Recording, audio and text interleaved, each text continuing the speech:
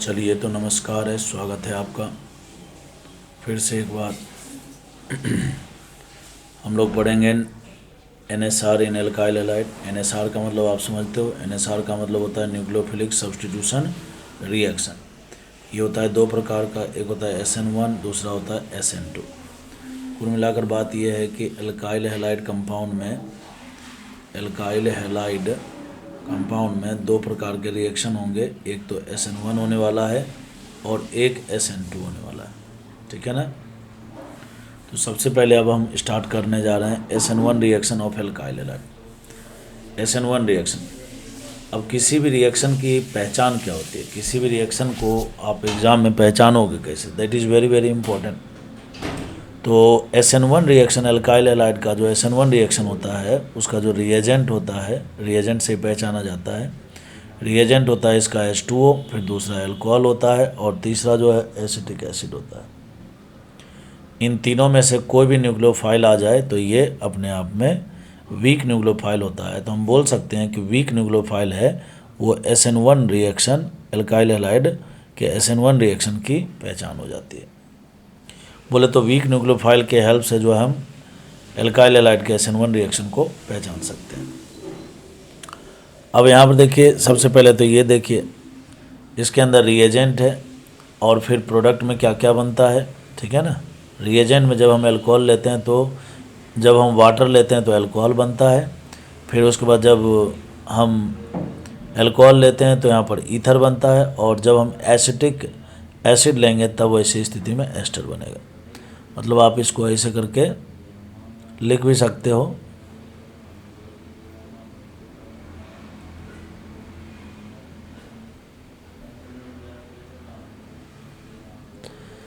इस तरह से आप लिख सकते हो कि एल्काइल हैलाइड ले लिया, अब इस एल्काइल हैलाइड के ऊपर हमने वाटर अप्लाई कर दिया तो यहाँ पर जो प्रोडक्ट बनेगा वो अल्कोहल वाला बनेगा।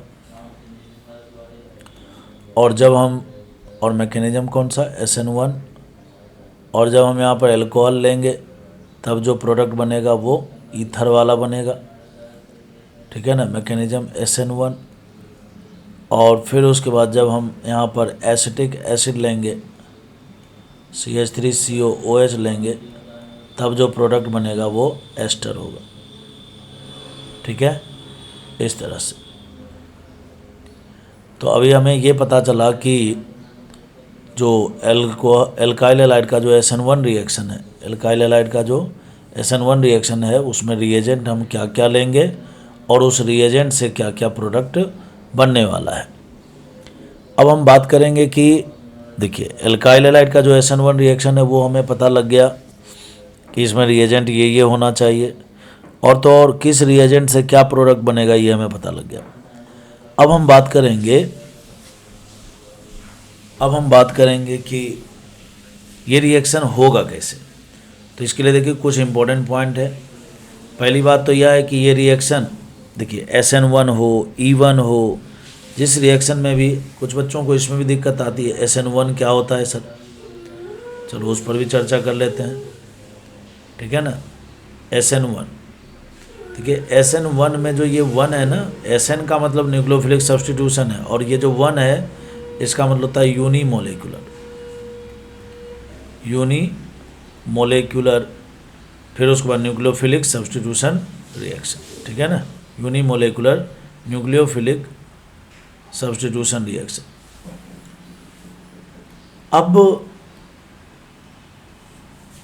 अब आपके दिमाग में आएगी कि सर वो तो ठीक है, लेकिन यूनिमोलेकुलर क्या होता है। बच्चों, जितने भी रिएक्शन आप देखते हो ऑर्गेनिक में, उसमें से एक स्टेप जो है, जब हम उसके मैकेनिज्म को लिखते हैं तो उसमें से एक स्टेप ऐसा होता है जो होता है स्लो स्टेप, RDS बोलते हैं। यदि RDS में पार्टिसिपेट करने वाले मॉलिक्यूल की संख्या, RDS में पार्टिसिपेट करने वाले मॉलिक्यूल की संख्या 1 हो, ठीक है ना, तो फिर वो हो जाता है यूनिमोलेकुलर। क्या हो जाता है? यूनिमोलेकुलर। नंबर ऑफ मॉलिक्यूल की संख्या अगर RDS में 2 हो जाए तो उसको हम बाइमोलेकुलर बोलते हैं। तो जब SN1 रिएक्शन के RDS स्टेप में पार्टिसिपेट करने वाले मॉलिक्यूल की संख्या 1 होगी तो वहाँ पर 1 लिखा हुआ देखोगे। और जब एसएन रिएक्शन के आरडीएस स्टेप में पार्टिसिपेट करने वाले मॉलिक्यूल की संख्या 2 होगी तो वहाँ पर आप SN2 लिखा देखोगे। तो ये है SN1 और SN2 के पीछे की कहानी। अब हम बात करेंगे कि ये रिएक्शन होगा कैसे। तो ये रिएक्शन SN1 रिएक्शन जो है ये 2 या 2 से अधिक स्टेप में होता है, ठीक है। मान लिया, मतलब इस लाइन का मतलब ये हुआ कि इस रिएक्शन को आप एक स्टेप में नहीं करा सकते, इस रिएक्शन को आप एक स्टेप में नहीं करा सकते, 2 या 2 से अधिक स्टेप में होगा। अब हम बात करेंगे कि किस स्टेप में क्या होगा। तो इसके पहले स्टेप में लिविंग ग्रुप का मतलब जो हैलोजन होगा, चूँकि एल्काइल हैलाइड है तो एल्काइल हैलाइड में ये जो हैलोजन होता है ये अपने आप में क्या होता है, लिविंग ग्रुप होता है। तो इसके पहले स्टेप में लिविंग ग्रुप, बोले तो हैलोजन लीव करता है, मतलब चला जाता है। लिविंग ग्रुप किसको बोलते हैं? जो छोड़कर चला जाता है उसको लिविंग ग्रुप बोलते हैं। जो छोड़कर चला जाता है उसको क्या बोलते हैं, लिविंग ग्रुप। अब आपने पढ़ रखा है हेट्रोलाइटिक क्लीवेज, तो जब ये बॉन्ड टूटेगा, हाइड्रोजन मोर इलेक्ट्रोनेगेटिव एटम है, ये जब जाएगा तो इलेक्ट्रॉन ले करके जाएगा, तो X पर माइनस आएगा तो कार्बन पर प्लस बनेगा। तो इसके पहले स्टेप में क्या होता है, लिविंग ग्रुप जाता है और कार्बोकेटायन बन जाता है, और जो कार्बोकेटायन बनता है वो इस रिएक्शन का इंटरमीडिएट होता है। जो कार्बोकेटायन बनता है वो इस रिएक्शन का क्या होता है, इंटरमीडिएट होता है। समझ में आ रहा है क्या? पूछा जाता है एग्जाम में कि बताइए एल्काइल हैलाइड के SN1 रिएक्शन के इंटरमीडिएट में क्या बनता है। ऑप्शन में दे देगा carbocation, carbon ion, free radical, इस तरह से। अब जब भी कार्बोकेटायन बनता है, जब भी कार्बोकेटायन बनता है तो वहाँ पर हमेशा रीअरेंजमेंट होता है। वो इसलिए क्योंकि मेजर प्रोडक्ट हमेशा मोस्ट स्टेबल कार्बोकेटायन से बनता है, ठीक है ना। तो major product will be obtain from most stable carbocation, इसलिए यहाँ पर रीअरेंजमेंट भी होगा। तो क्या क्या बात निकल के आ रही है, एल्काइल हैलाइड का SN1 रिएक्शन कैसे पहचानोगे, वीक न्यूक्लियोफाइल से। प्रोडक्ट में क्या क्या बनेगा, तो अल्कोहल, ईथर और एस्टर बनता है इसमें। फिर उसके बाद ये रिएक्शन एक ही स्टेप में होता है क्या, नहीं, 2 या 2 से अधिक स्टेप में होता है। इस रिएक्शन के इंटरमीडिएट में क्या बनता है, कार्बोकेटायन बनता है, ठीक है ना। जिस स्टेप में पहली बार कार्बोकेटायन बनता है ना, वही स्टेप होता है RDS। तो जैसे इस रिएक्शन के पहले स्टेप में कार्बोकेटायन बना तो इसका पहला स्टेप RDS या फिर स्लो स्टेप हो गया। समझ में आ रहा है क्या? और फिर ये तो मैंने आपको बता दिया कि इस रिएक्शन में एल्काइल हैलाइड एल्कोहल, ईथर और एस्टर में बदलता है अकॉर्डिंग टू रिएजेंट, ठीक है ना। अब हम कुछ इंपॉर्टेंट बात करेंगे।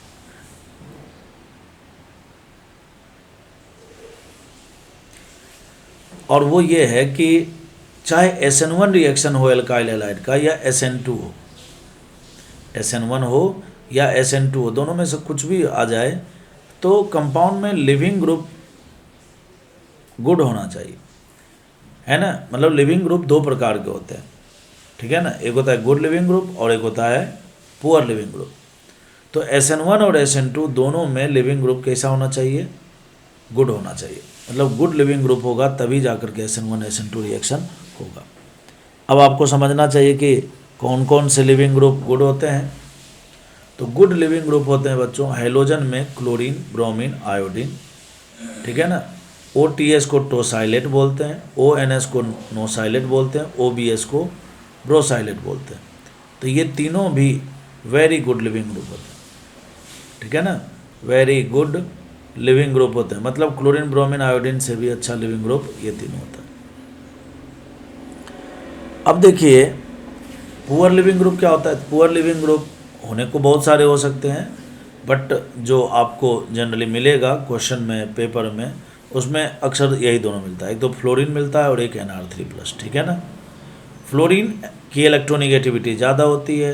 देखिए लिविंग ग्रुप अच्छा कौन होगा, जो जल्दी टूट जाएगा वो अच्छा लिविंग ग्रुप होगा। अब जल्दी कौन टूटेगा ये कैसे पता लगेगा, तो जल्दी टूटेगा जिस एटम का साइज बड़ा होगा। आपको पता है जैसे जैसे एटम का साइज बढ़ता जाता है बॉन्ड लेंथ बढ़ता जाता है, बॉन्ड वीक होता जाता है और वो आसानी से टूट जाता है, ठीक है ना। इसलिए हाइड्रोजन के केस में क्लोरीन, ब्रोमीन, आयोडीन जो होते हैं वो गुड लिविंग ग्रुप होते हैं, और फ्लोरीन का साइज छोटा है, इलेक्ट्रोनिगेटिविटी ज़्यादा है, तो ये बॉन्ड मजबूत बनाता है, तो इसलिए ये जल्दी नहीं टूटता है। और फ्लोरीन और Nr3+ में अगर हम कंपेयर करें तो आपको पता है कि Nr3+ का माइनस आई तो फ्लोरीन से भी ज़्यादा होता है। इसका मतलब चूँकि इसका माइनस आई इससे भी ज़्यादा है, तो इसका मतलब ये भी क्या हो गया, एक पुअर लिविंग ग्रुप की कैटेगरी में आ जाता है। कुछ और भी स्थिति ऐसी होती है जहाँ पर मतलब क्लोरीन, ब्रोमीन, आयोडीन वैसे तो अपने आप में गुड लिविंग ग्रुप है, ठीक है ना, गुड लिविंग ग्रुप है, लेकिन कुछ और भी स्थिति होती है जहाँ पर ये हैलोजन पुअर लिविंग ग्रुप बन जाते हैं। इसकी क्या पहचान है, इसको भी याद रखना चाहिए, ये जो पॉइंट अब बताने जा रहा हूँ। जब भी हैलोजन डबल बॉन्ड या ट्रिपल बॉन्ड वाले कार्बन से जुड़ा हो या ब्रिज हेड कार्बन से जुड़ा हो, है ना, ब्रिज हेड कार्बन से जुड़ा हो, ठीक है ना, इन सब में से किसी से भी जुड़ा हो, तब वहाँ पर क्या होता है, जो हैलोजन है ना ये पुअर लिविंग ग्रुप बन जाता है। कारण ये होता है, जैसे देखिए यहाँ पर एग्जांपल समझिए, आपको पता है कि C+C में जब क्लोरीन जुड़ जाएगा तो क्लोरीन के पास लोन पेयर है, तो यहाँ पर पाई सिग्मा लोन पेयर का एक कॉन्जुगेशन बन रहा है, जिसके कारण यहाँ रेजोनेंस होगा तो डबल बॉन्ड कैरेक्टर आएंगे, जिसके कारण ये मजबूत हो जाता है। समझ में आ रहा है क्या। इसीलिए एक और एक्सप्लेनेशन है, यहाँ से देखिए, जब आप हैलोजन को तोड़ोगे ना तो यहाँ पर पॉजिटिव चार्ज कहाँ पर आ रहा है, डबल बॉन्ड पर। डबल बॉन्ड, ट्रिपल बॉन्ड, इन सब पर पॉजिटिव चार्ज आता है तो हाईली अनस्टेबल होता है। तो जब भी हैलोजन के टूटने के बाद बनने वाला कार्बोकैटायन हाईली अनस्टेबल हो ना, तो वैसी स्थिति में हैलोजन पुअर लिविंग ग्रुप होता है। ये भी आप ध्यान रख सकते हो, ठीक है ना। तो मैंने आपको दो बात बताई, एक बात तो ये बताया कि यदि halogen double bond, triple bond, bridge head in सब से जुड़ा हो तब ये पुअर लिविंग ग्रुप होता है, ठीक है ना। और एक और एक्सप्लेनेशन क्या बताया कि जब भी हैलोजन किसी भी मॉलिक्यूल से जुड़ा होगा, किसी भी कार्बन से जुड़ा हो, उस बॉन्ड को तोड़ने के बाद अगर हाईली अनस्टेबल कैटायन बनता हो तो वहाँ पर हैलोजन पुअर लिविंग ग्रुप हो जाता है। जैसे इसको तोड़ोगे तो C पर डबल बॉन्ड पर पॉजिटिव आएगा, यहाँ पर देखोगे तो आप ट्रिपल बॉन्ड पर पॉजिटिव चार्ज आएगा, ठीक है ना। अगले वाले में देखो आप, बेंजीन पर पॉजिटिव चार्ज है, ठीक है ना।